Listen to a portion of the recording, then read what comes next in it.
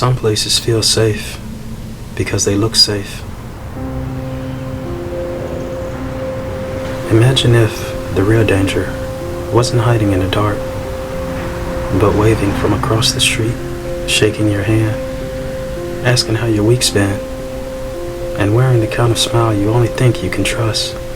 Right before that very smile, it's the last thing you ever see. The neighborhood had been on edge for weeks due to a string of brutal family murders. No pattern, no warning, and no survivors. So the neighborhood did what neighborhoods do. They organized, gathered homeowners, parents, strangers pretending to be friends, all gathered beneath the illusion of control, believing that if they acted like a community, they themselves might strike fear into the homicidal maniac and be spared of a brutal ending. Tom stood at the front with a mic in hand. All right, enough tiptoeing around it. These are not petty crimes. Not anymore. We're talking massacres. Families, parents, kids, pets, all slaughtered in their homes like livestock. Whatever this is, it's not random. It's personal. And it's escalating. Lena spoke up, trying to steady her voice. Has anyone figured out a motive? Are we dealing with a sadist? Or is anyone and everyone in here just next on some psycho's list? Standing next to Tom, Officer Daniels spoke up. There is no clear motive yet. No signs of forced entry. No fingerprints, no DNA. Who's ever doing this knows exactly what they're doing.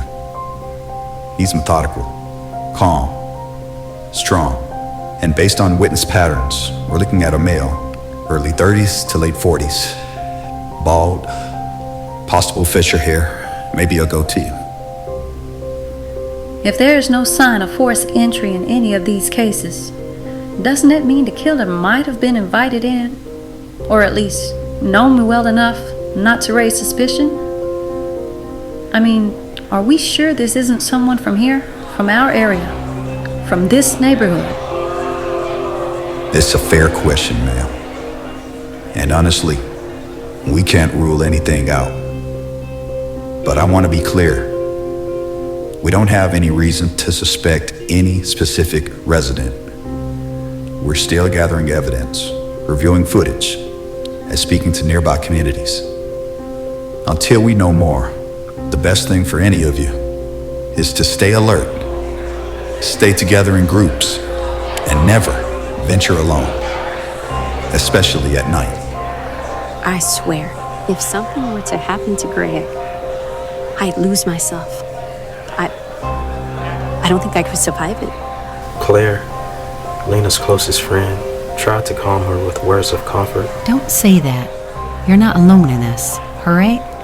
None of us are. We have to be smart and stay alert. And we protect each other.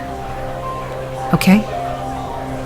Moments later, Greg, Lena's husband, took a glance at Claire, slow and deliberate, his eyes lingering longer than needed.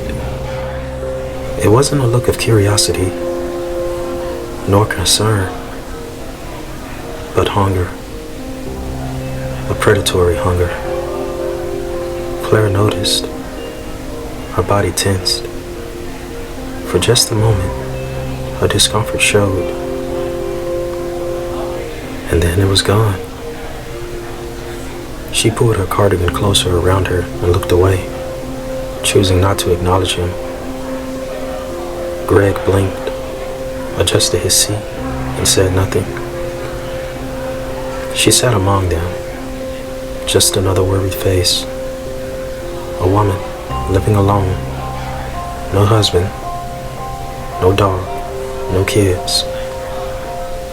Only silence lingered beyond her front door and into her house. Until this bastard is caught, everyone stays locked up. No late night strolls, no open windows. And report anything, and I do mean anything and everything suspicious.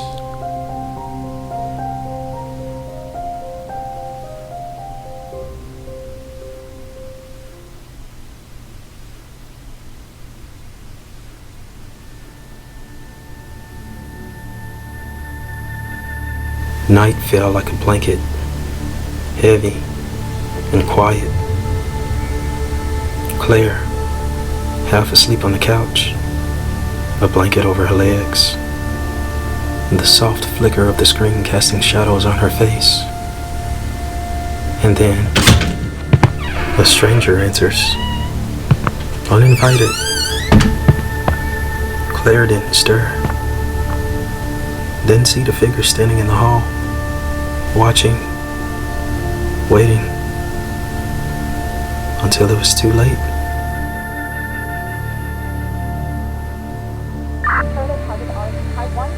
Another person had gone missing that night. 2 days passed. A delivery driver vanished mid-route. No trace. No witnesses. Just the truck left idling on the side of the road. Everyone was on edge, even more now. The neighborhood had barely caught his breath. And now, Greg, Lena's husband, gone for 3 days. No phone calls, no credit card activity. Just gone. We're doing everything we can. Like all of the others. There are no signs of a break-in. But we aren't ruling anything out. And we will go through this very thoroughly. You have my word. He wouldn't just leave me like this. Not with all of this going on. Not when he said he'd never let anything happen to us. I know, sweetie. I know. It doesn't make sense right now. But maybe he panicked. Maybe something scared him and he just shut down. We'll keep a unit nearby. And we'll let you know if we find anything. And please, try to stay close to people. No one should be alone, especially now.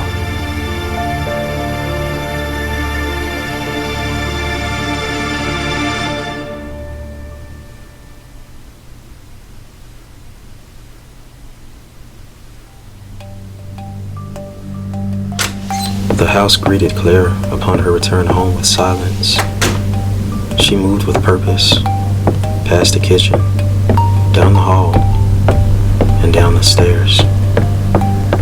In the far corner of her basement, beneath a rug, she pulled up 2 floorboards, revealing a latch and a hidden cellar door. And beneath it were Claire's deep and dark secrets. The bound prisoner woke to the sound of her presence.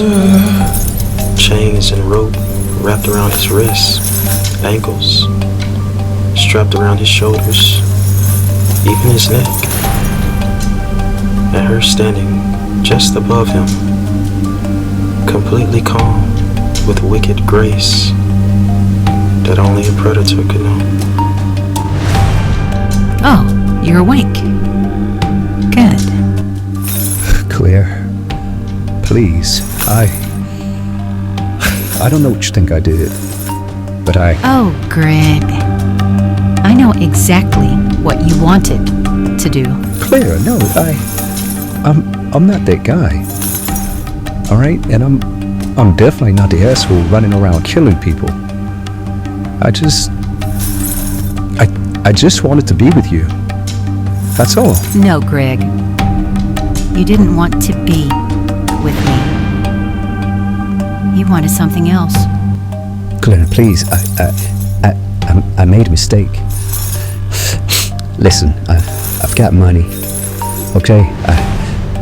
I swear, I didn't touch you. Greg.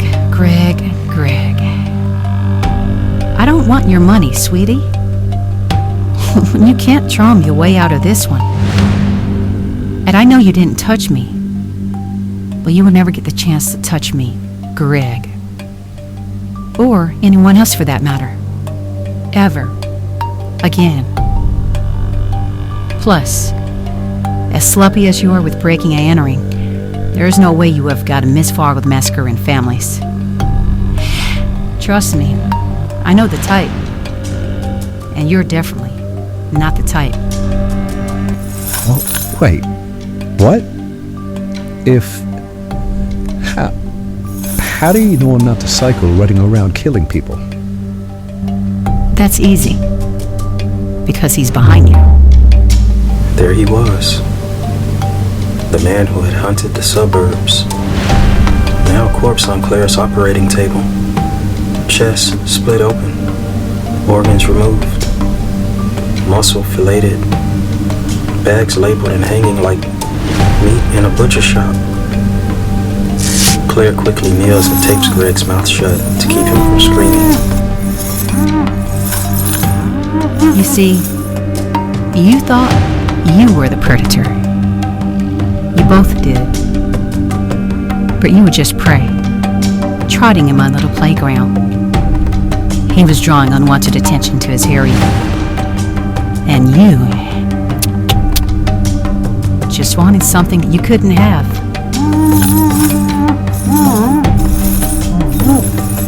Oh, it's okay, sweetie. It's okay. Don't cry. Come here. She kisses his duct-taped mouth, looks him in the eyes with a smile on her face, and without a word, she stands and walks away. Take advantage of the time you have left to pray to whatever God you believe in. Come morning, you'll be sliced and diced on the evenings, won't you? I wonder which of the two of you will be the most tender. I'll invite your wife and kids to get their opinion.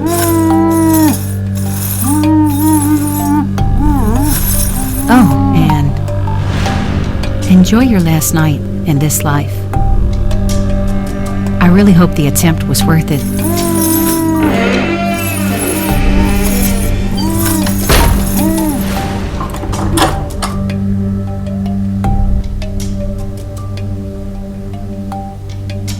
They never suspected the quiet girl next door. Not the cops, nor the neighbors. Not even the killer responsible for slaughtering families, nor the husband who couldn't keep his eyes to himself.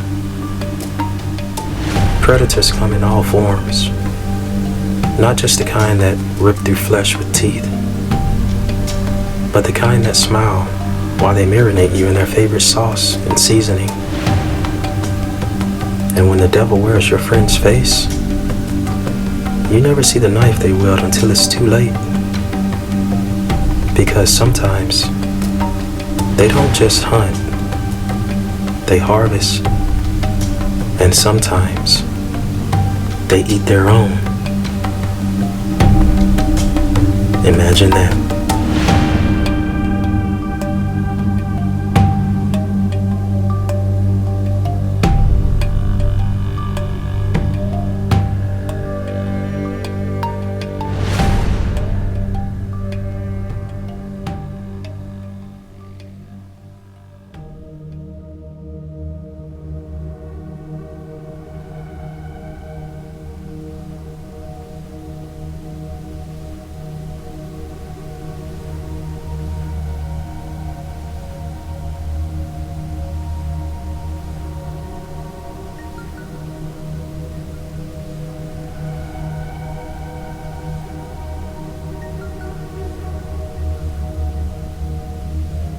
Hi everyone, thank you so much for tuning in.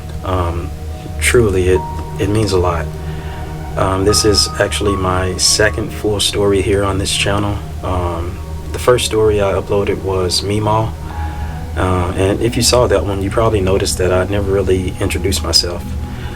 Truth is, I was juggling a lot behind the scenes at that time, and I just wanted to get the story out. So here I am now, trying to give a good first or second impression. So here I am. TZS, those are my initials, and I'm the writer, the editor, sound designer, and everything behind the scenes. The one doing all the work as a solo creator. It's all me.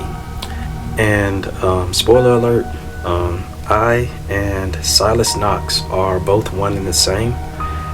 If you notice, I've been saying that TZS, which is me, is the writer of these stories, writer and creator, and Silas Nox is the narrator of these stories, which is also true. Both are true, but they are both one and the same. Why do I have a different name for the narration? Well, because I sort of feel the need to create a character or a different persona as the narrator for my stories. Other than that, there's really no rhyme or reason why. And also, I like the name Silas Nox. I have come to find out after doing a bit of research that Silas means timeless and eerie, and Nox means night in Latin.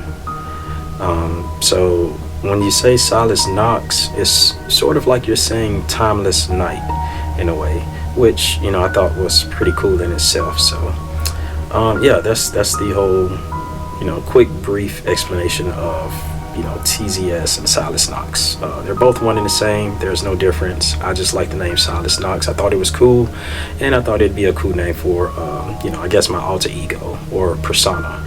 Other than that, I use AI apps and tools to help bring my characters and overall stories to life and share them with you. And that's when Silas steps in and takes the stage.